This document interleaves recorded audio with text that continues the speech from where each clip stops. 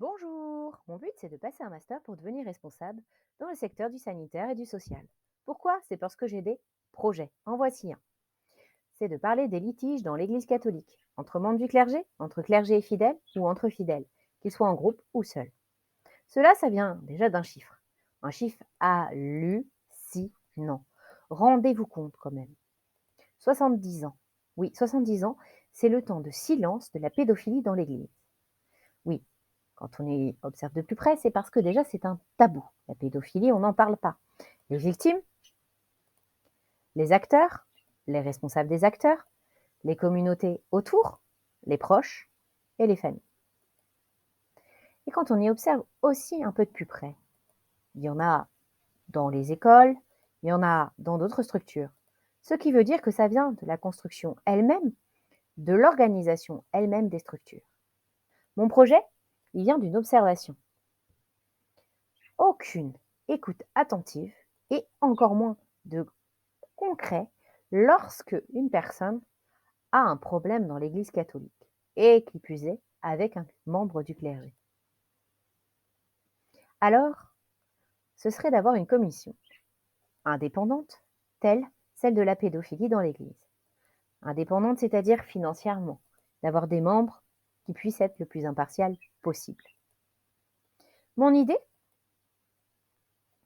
c'est d'être à l'écoute des personnes, en tout premier, si besoin de les orienter vers une écoute plus attentive des professionnels de la santé, des professionnels du juridique, et si possible, d'avoir une médiation entre les deux membres. Bien entendu, d'écouter l'autre membre pour être le plus impartial possible.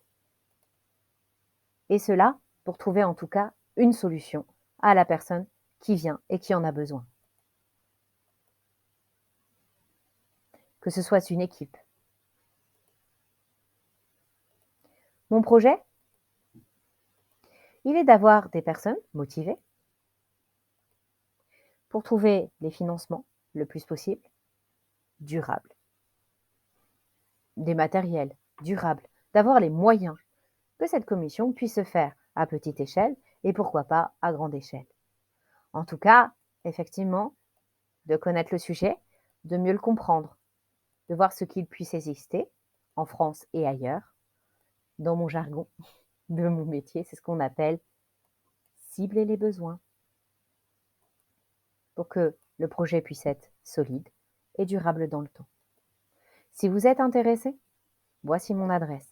Si vous avez des idées ou si vous voulez en faire partie de ce projet. Mon adresse mail sand.reze.pro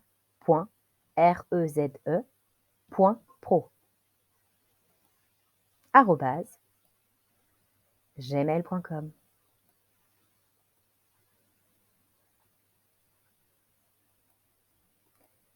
C'était une vidéo de Sandrine.